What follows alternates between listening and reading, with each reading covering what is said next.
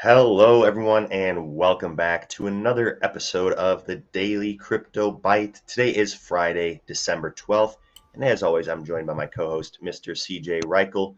Bitcoin looking to bounce back today, although we were promptly rejected that 50K level. We saw some more liquidations once we got rejected from that level, and we're quickly coming down to retest 48K. But I think what's on everyone's mind is what we saw in terms of consumer price, and that announcement this morning, as well as what we're seeing from the traditional equity markets today, showing strength while Bitcoin's pulling back. Always noteworthy. So we'll talk about that and a whole lot more before we dive into things. CJ, how are you doing on this fine Friday morning?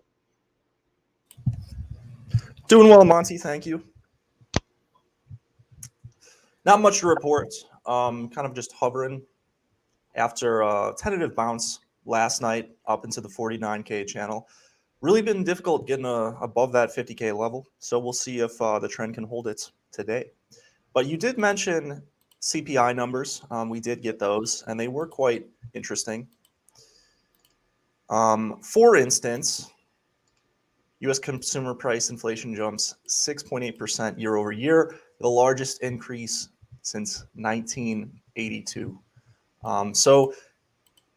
Although this might not be impactful in the immediate term in terms of Bitcoin's price action, since we're going down, this is still a very bullish metric, I feel, for Bitcoin in the long term, and it makes me not want to sell my coins into dollars at this particular point. If we go to a shorter term time frame, the 45-minute was something that we were talking about in the room last night, and using the TD sequential indicator, we had looked at these nines, specifically the buy nines, and how they have occurred repeatedly at that 48K level. And last night we got one, and it had been pretty bullish. So we decided to go long at that particular point. You have that classic W bottom formation, creating that multiple support channel off of 48K. And we're testing that same level right now. And for the moment, it seems like we are bouncing a little bit.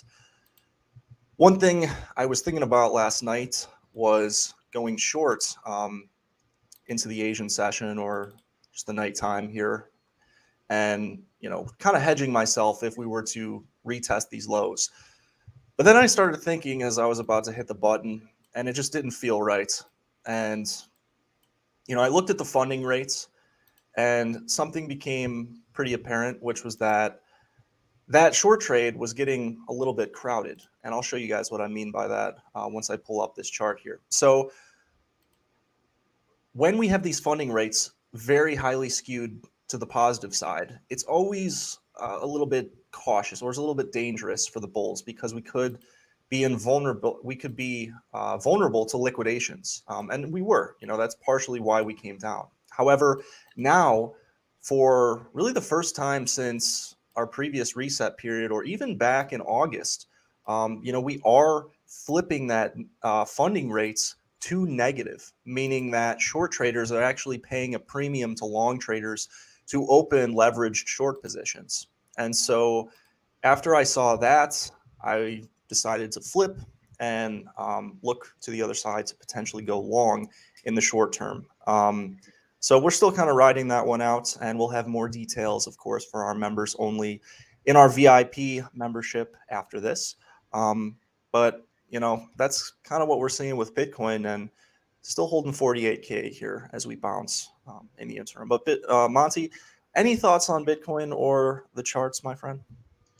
Yeah, thank you for sharing that information on funding rates, because I did want to talk a little bit about leverage. I mean, that was the story of last week. Obviously, we saw over $5.5 billion worth of open interest evaporate in 15 minutes. And although many analysts are talking about how after this weekend leverage was shaken out of the space, and now there's much less risk of cascading liquidations, that is definitely true. Although we're looking here at the 5-minute chart, as you can see this morning, we did have another event after coming up, retesting that critical 50K level, getting rejected, showing some uncertainty. Then promptly, we got this rejection as traders started to really kind of go long here with leverage. That's evident from this chart of total liquidations from CoinGlass. This was shared in our chat by Mr. Chris Vincentini. Thank you for that, Chris. But as you can see here, we saw these longs all liquidated very quickly in this matter of about 5 minutes.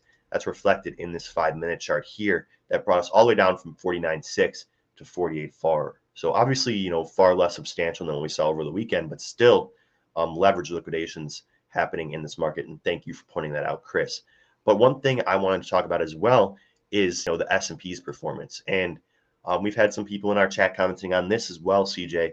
And this is pretty interesting because we're coming up here retesting previous all-time highs for the S&P, and more or less showing strength today.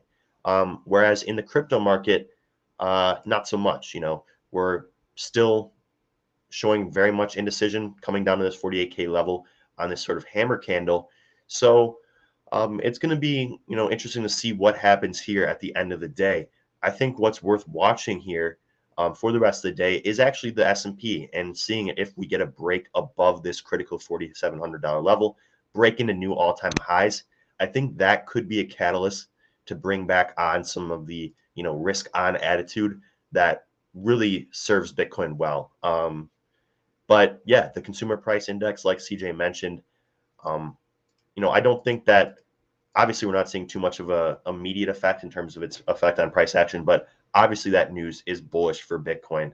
I mean, if you go on Twitter and look, you can see that all these analysts talking about, sound money, how Bitcoin's hard money, provably scarce. So obviously when you have these inflation metrics that are relatively concerning, you want to be looking to put your money in hard assets. So, Bitcoin, gold, nowadays more people are looking towards Bitcoin. So, did you actually just say gold? Well, I just saw on Twitter, that's what the analysts were talking about, Bitcoin, versus gold, and just seems like the better play right now is Bitcoin. That's where more of the capital is flowing. But that's what I got for Bitcoin, so I'll pass it back to you, CJ. No, that's good. That's good as well. Keep it tight here today. We will be going over our trade insights and things that personal positions that we're taking in our own accounts. I made some purchases this morning, so I'm going to get into that for our members only. After that, on Doge of the Day, if you'd like to learn more about that, you can check out the link below at marketrebellion.com/try crypto.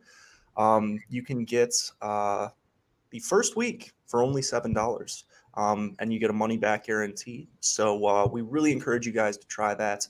We appreciate it as well. But that's all I have for today, Monty. It's going to be a quick one. I'll leave you with the final words, my friend.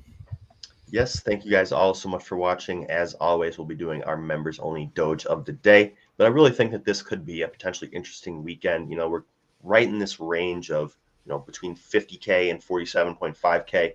I think that we may consolidate in this range, but over the weekend we could see some volatility, as is typical for those weekends with low order book volume. So CJ and I will be hanging out in the crypto room. If you guys want to come in over the weekend, ask any questions, we will be in there. Last Friday we saw some really exciting price action. We'll see what's in store for us tonight, but we will be in that crypto room waiting for it. So thank you guys all so much for watching today. Have a great rest of your day, and we will see you again on Monday. Take care.